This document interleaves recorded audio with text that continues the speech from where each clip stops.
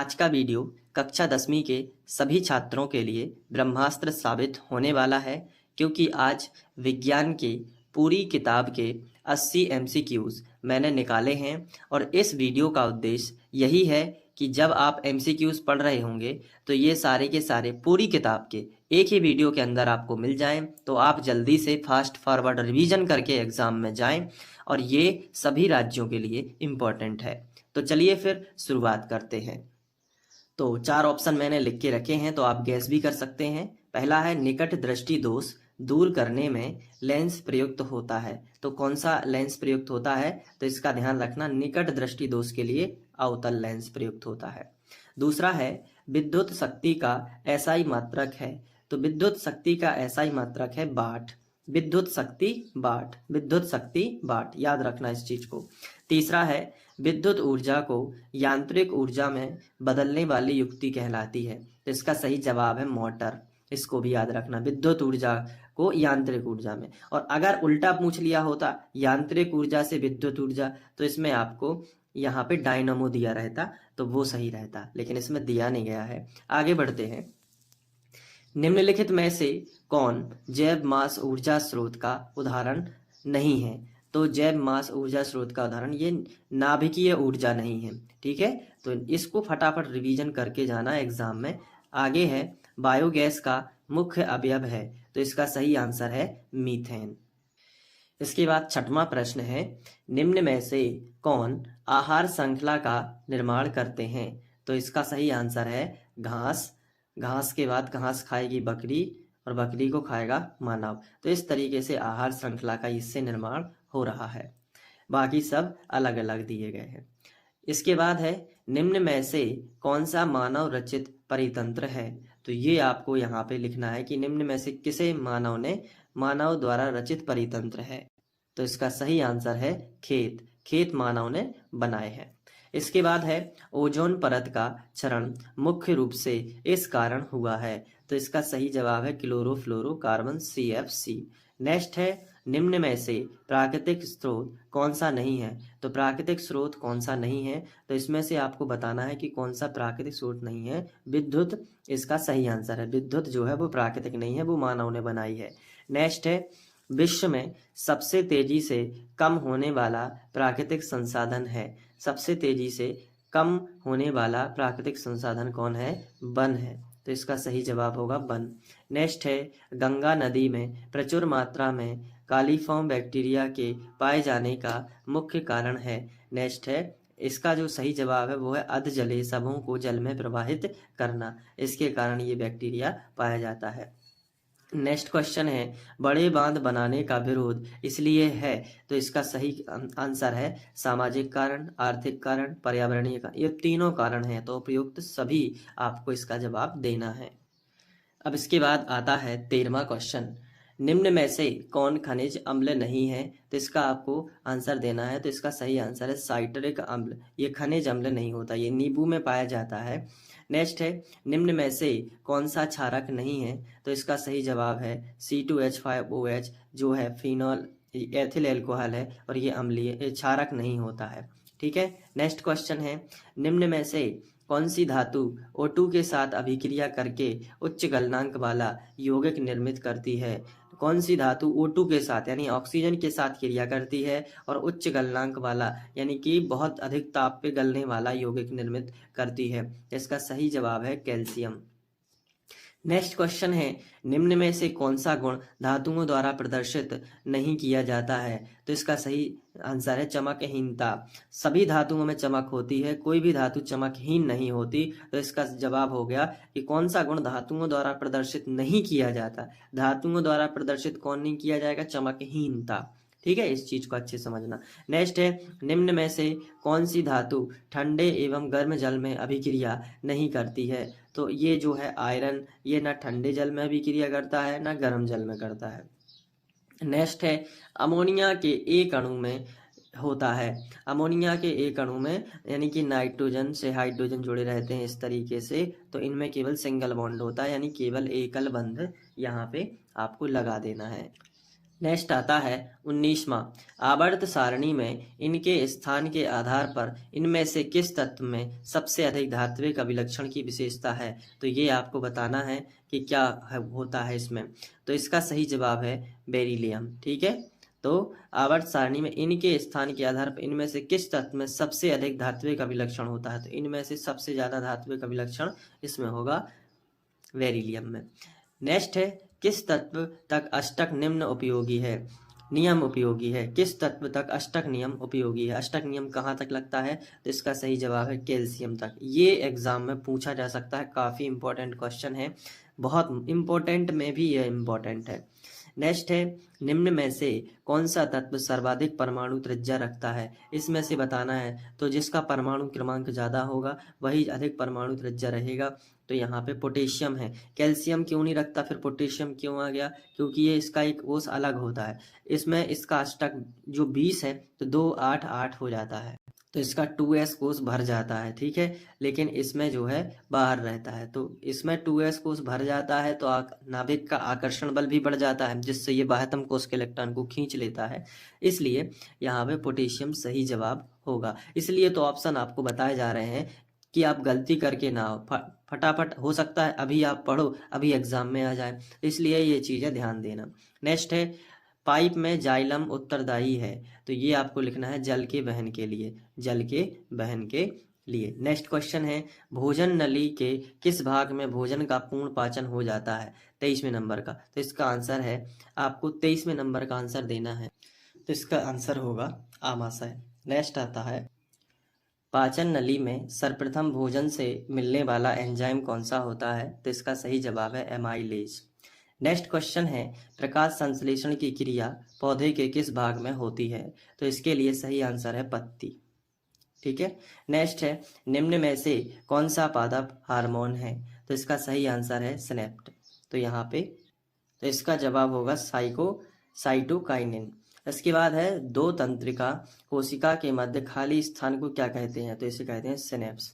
Next है शरीर का संतुलन निम्न में से किसके द्वारा होता है। तो आपको यहाँ पे 4 ऑप्शन दिए गए हैं, आप थोड़ा सा अंदाज जरूर लगाइए। तो इसका सही जवाब है सेरिबेलम।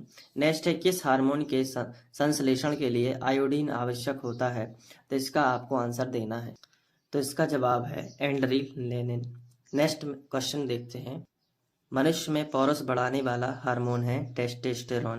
तो ये बी नंबर का सही है। अब 29वें नंबर का जो है एमसीक्यूज देखिए, मनुष्य की एक कोशिका में गुणसूत्र पाए जाते हैं। आंसर है 23 जोड़े। नेक्स्ट है आर्कियोपेप्टिस उदाहरण है, तो ये किसका उदाहरण है ये आपको बताना है।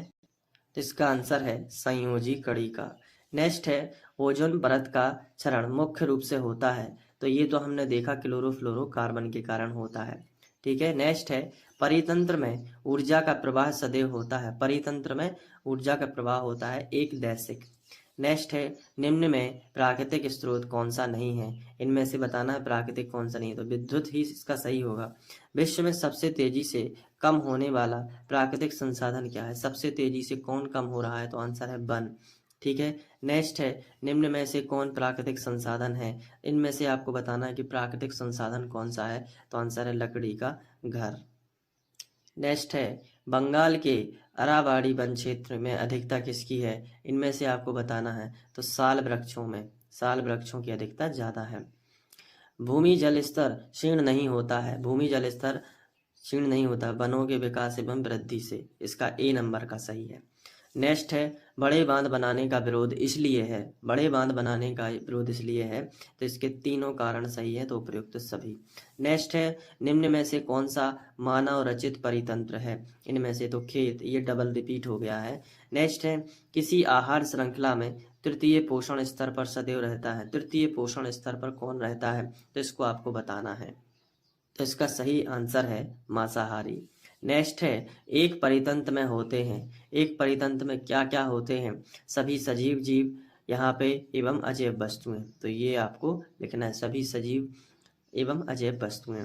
नेक्स्ट लेते हैं उपकरणों को विद्युत आघात से बचाने वाली युक्ति कौन सी होती है। तो इसका सही आंसर आपको बताना है, तो इसका सही आंसर है फ्यूज।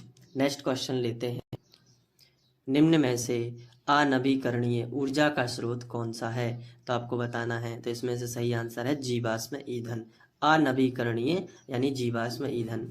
नेक्स्ट है, ताप विद्युत संयंत्र में ईंधन प्रयुक्त होता है।